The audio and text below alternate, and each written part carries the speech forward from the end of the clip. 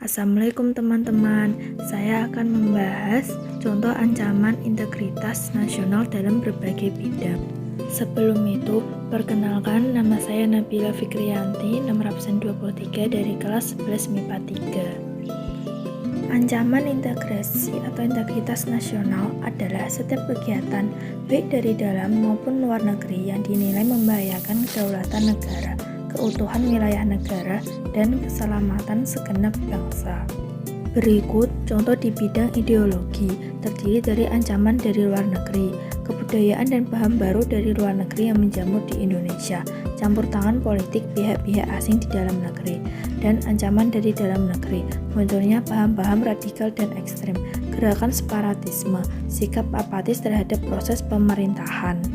Contoh di bidang politik, ancaman dari luar negeri, misalnya tekanan politik suatu negara terhadap negara lainnya, serta pembentukan suatu kekuatan politik untuk melemahkan kekuasaan pemerintah di suatu negara.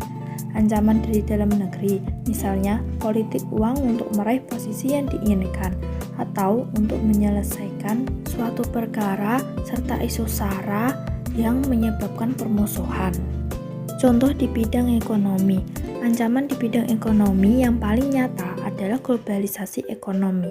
Dampak negatif dari globalisasi ekonomi adalah Indonesia dibanjiri produk asing, munculnya kesenjangan sosial yang tajam, koperasi sulit berkembang, cepat atau lambat perekonomian dalam negeri akan dikuasai oleh asing.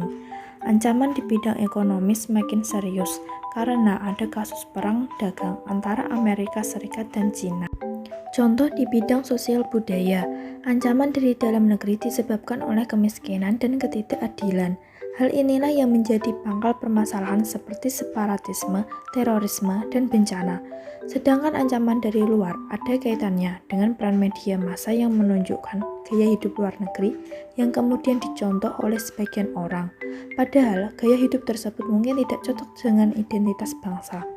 Contohnya adalah gaya hidup konsumtif dan ingin menggunakan barang-barang dari luar negeri, serta sikap individualisme yang memudarkan semangat gotong royong dan solidaritas sosial. Contoh di bidang pertahanan dan keamanan, ancaman di bidang pertahanan nasional dapat berupa agresi militer, pelanggaran kedaulatan wilayah, terorisme, pemberontakan bersenjata, dan spionase. Beberapa contoh gangguan terhadap keamanan wilayah adalah perompakan, penyelundupan senjata, serta pencemaran dan pencurian kekayaan laut. Itulah beberapa contoh ancaman integritas nasional dalam berbagai bidang.